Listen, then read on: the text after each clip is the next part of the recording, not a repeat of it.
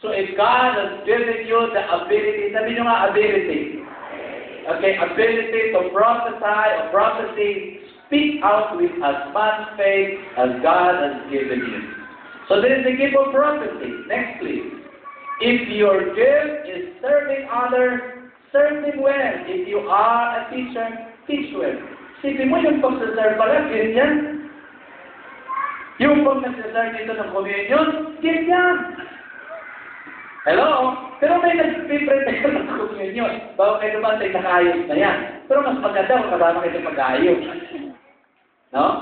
Alright? So ano ba? Okay, if your gift is to encourage others, be encouraging. If it is giving, give generously. Pagdating namin nyo. Pati yung pagpapalakas, kahit niya, sige lang. Oo! Sus, ikaw pa eh, mukha mo yan, talagang qualified na qualified yan. Yung mga ganun lang, flex ka lang. Ikaw sa tumako. Ngayon, kung wala nagpapalakas sa'yo, ikaw sabi mo pa rin yung salamig. Kahit niya. No? Ikaw sa tumako ron, wala talagang gift of discouragement. Di ba taga-discourage? Wala yan. Hindi kaya yan. So, Ramon, ako na mararating yan. Hindi, wala akong ganun. Demonyo na akong gumagawa niyan.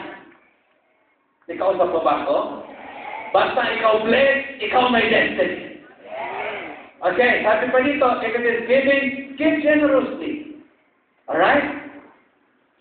So, ito pa, if God has given you leadership ability, take the responsibility seriously. And if you have a gift for showing kindness to others, do it gladly. Alam niyo, maraming pwede tayong gawin. Nalala ko si Steglo ngayon, nandoon sa Binangonan. So, merong isang pamilya, Pastor, ako na naman mag-drive. O, ipag-drive ko si Steglo. Ministry po yun. Serving yun. May kausap po ba ako? So, okay, kaya tinigyan ng ministry, ang sabi dito ng Bible, okay? Take it seriously. Okay? Take the responsibility seriously. Hindi yung sa unang galing-galing mo. Pangalawa, alala. Church, listen to this.